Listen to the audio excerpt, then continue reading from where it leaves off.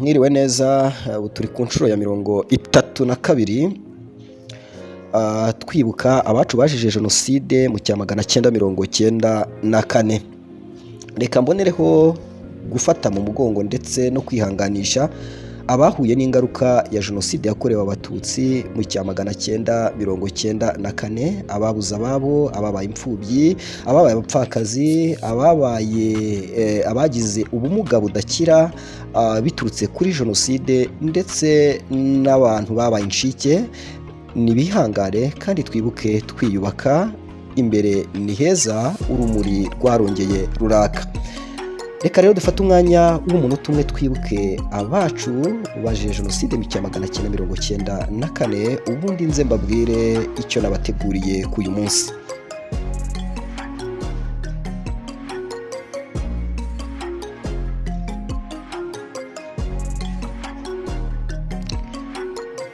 Murakoze. Reka dutangire tuvuga ngo uburozi bw'Abadage n'Ababiligi mu gukwirakwiza ingengabitekerezo bigashyira kuri jenoside. Iyi niyo nsanganyamatsiko tuje kureba. Mwebwe munkurikiye namwe muyireba aho ngaho yanditse kuri YouTube, nicyo kiganiro tugiye kugirana. Ndatangirira mu 1897 kubw'umwami Yuhi wa gatanu Musinga. Kubw'umwami Yuhi wa gatanu Musinga, ubu nibwo abazungu batangiye kuza mu Rwanda, ndetse banashaka no ko bayobora u Rwanda, ariko ntibyakunda. Aba bazungu bari Abadage, bari baje mu byo bitaga explorer, cyangwa se baje bashakisha amakuru ya Afurika kugira ngo bamenye Afurika neza. Bageze mu Rwanda rero basanze Abanyarwanda babana neza, bahana inka ndetse bashyingirana. Hakaba harimo ibyo twakwita ubwishongoro, ko kwishongora kwabaga hagati y'Abatwa, Abahutu ndetse n'Abatutsi. Umuhutunzi inka akagira izina ryo kwishongora bitaga Umututsi, naho umuhinzi akagira izina ry'ubwishongoro bitaga Ubuhutu, naho umuhigi we akagira izina ryo kwishongora ryitwaga Ubutwa, ndetse uyu yabaga ari n'umubumbyi. Nyamara nubwo hari hariho Abahutu, Abatwa n'Abatutsi, tugendeye kwa ayo mazina yabo y'ubwishongoro, nago baburaga kubana neza. Abanyarwanda bari babanye neza, ndetse mu cya 1897 Abanyarwanda baranywanaga, bakarahira indahiro yo kutazahemukirana, bakahana abageni ndetse bagatabarana. Bose bahuriraga mu mujishi umwe wo guheka umwami igihe umwami yarambagiraga, nk'uko tugenda tubikesha amakuru agiye atandukanye yo muri icyo gihe y'icya 1897, ubwo bavuga yuko umwami Yuhi Musinga wa gatanu yima, Abanyarwanda bose bamushyiraga amakoro, abandi bakaba abagaragu, ndetse bakagabana kubw'umwami Yuhi Musinga mu cya 1897. Uyu mwami rero ariho Abanyarwanda babanaga neza, nubwo babaga bafite ayo mazina y'ubwishongoro. Nibwo hadutse Abadage baturutse mu bihugu byabo bashaka ngo kumenya amakuru ya Afurika. Nibwo bahingukiye mu Rwanda bakomotse mu gihugu cya Kongo, binjira mu Rwanda. Binjiye mu Rwanda rero nibwo basanze Abanyarwanda bafite ubumwe, nibwo bashatse kwinjira uyu mwami, ariko uyu mwami ntibyakunda, ndetse ku bw'izo mpamvu abazungu batangira gushaka kumukuraho, bashaka uburyo bamukuraho, ariko Abanyarwanda bakundaga umwami ntibyakunda. Bityo Abanyarwanda bari muri bya bice by'Abahutu, Abatwa ndetse n'Abatutsi bakomeza kujya gushengerera umwami ndetse bakamutura amakoro, ariko abazungu bakabereka yuko ibyo barimo gukora atari byo, ahubwo bakagize repubulika ndetse bakagira igihugu kitayoborwa n'abantu. Uyu nta wundi ni Mutara wa gatatu Rudahigwa. Uyu Mutara wa gatatu Rudahigwa yagiye ku butegetsi mu 1931, asimbuye Yuhi wa gatanu Musinga kubwo Ababiligi bakomeza guhatiriza kugira ngo barebe yuko bashobora kuba bayobora u Rwanda, ariko umwami iyo yajyagaho yabaga yagize indahiro yo kudatanga igihugu. Uyu Mutara wa gatatu Rudahigwa yananiye abazungu, ndetse bakamusaba yuko atakwigera na rimwe yinjiza abahutu muri leta. Ariko nk'uko bivugwa na Kigeli wamusimbuye, uyu mwami ntabwo yigeze abyemera kuko yaje gushyiramo abayobozi, abashefu bakuru harimo na Mbonyumutwa, amugira umuyobozi mukuru ukomeye. Ariko abazungu ntabwo begeze bishimira iki kintu cy'uko Mutara wa gatatu Rudahigwa ashyize ku buyobozi uyu muntu. Yakomeje kugenda bababwira yuko ni abahutu batagomba kwinjira mu mashuri ngo bige, ariko uyu mwami yakomeje agabira abahutu ndetse ananabashyira ku buyobozi, abaha uburenganzira bwose mu gihugu, kuko umwami ntiyarobanuraga, umwami yari abereyeho rubanda. Rero iyo yarahiraga yabaga ahanye igihango n'u Rwanda, ndetse ntiyari gutatira icyo gihango ngo atange u Rwanda mu bazungu. Mu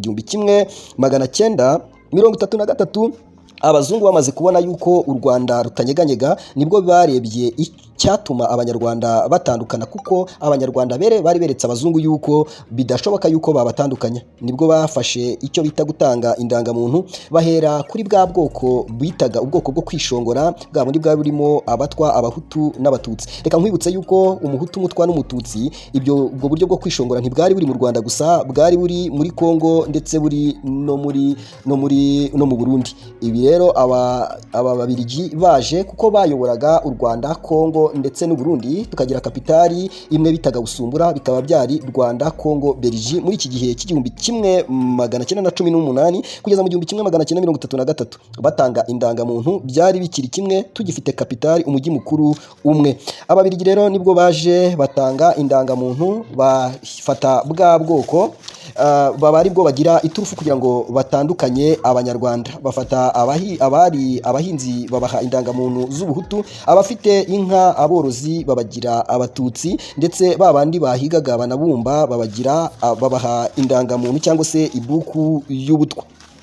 Rino turufu ry'aba bazungu ryatandukanyije abanyarwanda mu buryo bukomeye, kuko basabaga Mutara wa gatatu gutandukanya abanyarwanda, ariko Mutara wa gatatu ntabwo yegeraga abyemera. Abazungu rero mu 1933 bamaze gutanga ano mabuku arimo ubwoko, mu 1933 batangira gusaba umwami yuko atakwegera afata abantu b'abahutu ngo abashyire mu buyobozi, ariko Mutara wa gatatu ntabwo yegeze abikozwa, ntabwo yavanguraga kuko yari umwami wa bose. Bigeze mu 1959 nibwo uyu mwami yasabye yuko ajya muri Amerika aciye i Burundi. Aho ngaho ageze i Burundi, abazungu bahise bamwica kubera ko ategeze yumvikana nabo guhera muri uriya mwaka wa 1931 kugeza mu 1959. Baramwishe rero, ahita asimburwa na Kigeli. Kigeli nawe ageze ku butegetsi ntabwo yegeze yumvikana n'aba, ahubwo mu 1959 bahise bakwirakwiza ingengabitekerezo mu bahutu, begera babandi bahawe amabuku cyangwa indangamuntu z'abahutu, bababwira yuko batotejwe guhera kera, ndetse nta muntu n'umwe wigeze ajya ku buyobozi guhera kera, abari bafite ubuyobozi ari abatutsi, bityo yuko bagomba kwigaragambya ndetse bakajya ku butegetsi nabo bakayobora, bakaba abayobozi b'igihugu. Abahutu rero mu 1959 baritaye mu gutwi, ntibegeze barazamwo, kuko bafashe imiriro batwikira abantu ndetse abandi baricwa. Ubwoko bw'abatutsi bamwe bahungira mu Burundi, abandi bahungira muri Kongo, abandi bajya muri Uganda. Mu 1959 nibwo urugamba rwo gutandukanya abantu Ababirigi bashoboye kubigeraho, kuko batangiye kumvisha yuko abanyarwanda batari bamwe ndetse batakomotse hamwe. Ndagira ngo nongere mwibutse neza ko mu gutanga zino ndangamuntu bakoresheje igipimo bita icyo bita entropimetre, aricyo gipimo cyarebaga bakoresheje uburebure bw'amazuru, ubunini bw'amaso, uburebure bw'umuntu ndetse n'umutungo atunze. Cyane cyane abatutsi babaga ari abari batunze inka, bakaba n'abayobozi, ndetse abahutu bo bakaba bari mu gice cy'abahinzi, bakaba bagufi ndetse bakagira n'amazuru manini. Uwabaga afite izuru rito rero rigororotse rihereye ku mutonzi w'izuru bamwitaga umututsi, kabone niyo yabaga yaravukanaga n'ufite izuru rinini, ubwo ufite izuru rinini yabaga ari umuhutu, nawo ufite izuru rirerire akaba umututsi, kandi bikaba ngombwa yuko uwo muntu agomba kuba yoroye. Ni ukuvuga ngo uyo wavukanaga n'umwe muri abo ngabo, umwe akaba yoroye kandi ari muremure, uwo yabaga ari umututsi, nawe wabaga uri mugufiya ufite n'izuru rinini ukaba uri umuhutu. Bigenda uko nguko nuko ababiligi babigenje kugira ngo batandukanye abanyarwanda. Ukaba rero waravukanaga n'umuntu muremure unanatunze ufite amaso manini akitwa umututsi, wowe mugufiya ufite izuru rinini ukitwa umuhutu. Ibyo rero barangije bashyiramo abantu ingengabitekerezo y'uko bamwe baturutse mu bindi bihugu kandi mwaraturutse hamwe, abanyarwanda barabyumva, iyo ngengabitekerezo bayishyiramo. Ababiligi bamaze gukwirakwiza ibyo ngibyo muri 59 babona yuko umugambi wabo bawugezeho, ndetse banatangira guhirika ubutegetsi. Ubwo umwami yari amaze gutanga, undi Kigeli agiyeho, Kigeli nawe bagerageje kumwumvisha yuko abanyarwanda harimo abatwa, abahutu n'abatutsi, ntiyegeze abyumva. Kigeli agiye muri Kongo yahise abwirwa yuko atagomba kugaruka yarambagiriye muri Kongo, ndetse yuko agomba gufata ubuhungiro, atagomba kugaruka mu Rwanda. Nibwo Kigeli nawe yahise agenda. U Rwanda rero bahita bashyiraho uwo bita Mbonyumutwa, aba ari umuyobozi, kuko Mbonyumutwa yari umushefu ku ngoma y'umwami Kigeli. Mbonyumutwa rero yahise ayobora u Rwanda guhera icyo gihe. Nyuma y'uko Kigeli agiye muri 59 bahise bashyiraho undi ariwe bita Mbonyumutwa. Mbonyumutwa uyu nguyu akaba yari umusushefu kuri mu bwami bw'umwami Kigeli. Nyuma y'uko Kigeli yagiye muri Kongo bakamuhezayo, uyu nguyu Mbonyumutwa niwe wahise ajya ku butegetsi, kandi uyu Mbonyumutwa akaba yari muri babandi bafashe indangamuntu y'ubuhutu. Uyu Mbonyumutwa amaze kujyaho yaranzwe no kwica abatutsi, ndetse atangira guteza imbere igice cyabo cy'amajyaruguru arirwo bita igice cy'Urukiga. Uyu Mbonyumutwa amaze kugeraho yaje gusimburwa mu 1962 na Gerigwari Kayibanda, ariwe watowe n'abaturage nyamwinshi. Uyu Gerigwari Kayibanda agiyeho nawe ntabwo byegeze bigenda neza, kuko yakomeje gutoteza ubwoko bw'abatutsi ndetse arabica, ateza agace k'iwabo, ndetse ashyiraho n'ishyaka bitaga Parimihutu. Iryo shyaka bitaga Parimihutu ryari ishyaka ryashyizweho kugira ngo riteze imbere abahutu, ndetse abahutu babe aribo bari ku ruhembe bayobore. Uyu Gerigwari Kayibanda yaranzwe no kwica abantu, ndetse mu 1959 amaze kugeraho nibwo intambara yatangiye kuba, ndetse batangira gutwikira abatutsi, ndetse abatutsi barangije barahunga mu 1959. Abatutsi barahunzwe muri 62. Uyu Gerigwari Kayibanda agezeho nawe ashyiraho independence, igihugu cyacu kibona ubwigenge. Ariko mu kubona ubwigenge abatutsi bakomeje gukandamizwa, ntibashyirwa mu mashuri, ndetse yirukana abantu benshi cyane mu butegetsi bwe, ashyiraho ubutegetsi bw'iwabo Gerigwari Kayibanda. Ibi bya ruswa, gutoteza ndetse no gufata igice cy'abatutsi akakibasira byagendeweho kugira ngo ahirikwe ku butegetsi n'uwo bita Habyarimana Juvenal. Juvenal agashinza Kayibanda yuko we ateza imbere igice cy'iwabo kandi afite ivangura rikomeye.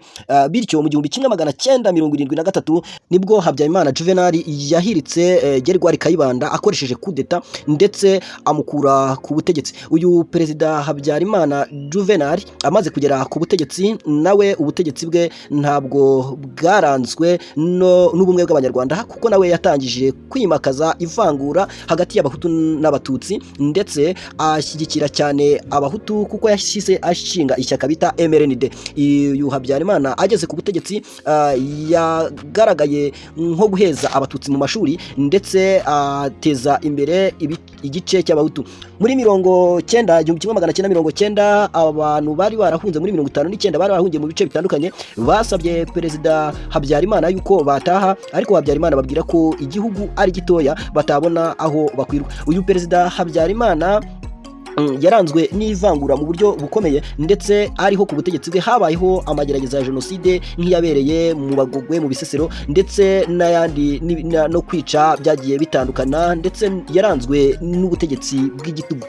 Mu cya 1990 nibwo RPF yigeranyije. Habyarimana yumvishe yuko RPF yatangiye banamusaba yuko bataha bamaze gufata ibice bimwe byo mu Burunga, nibwo Perezida Habyarimana yemeye yuko abasirikare baza bagashyirwa mu myanya mu kindi gisirikare. Kubw'izo mpamvu nibwo abasirikare bamwe mu cya 1990 baje bashyirwa muri CND hano i Kigali. Hanyuma yaho Perezida Habyarimana bagiye mu mushyikirano mu cya 1994 nibwo bari barirusha agarutse, nibwo indege ye yaje kuraswa. Imaze kuraswa nibwo jenoside noneho yashyizwe mu bikorwa. Mu minsi 100 yonyine abagera kuri miliyoni y'abatutsi baricwa, ndetse abandi barenga benshi cyane bahinduka inkomere, abandi bagira ibikomere bitandukanye.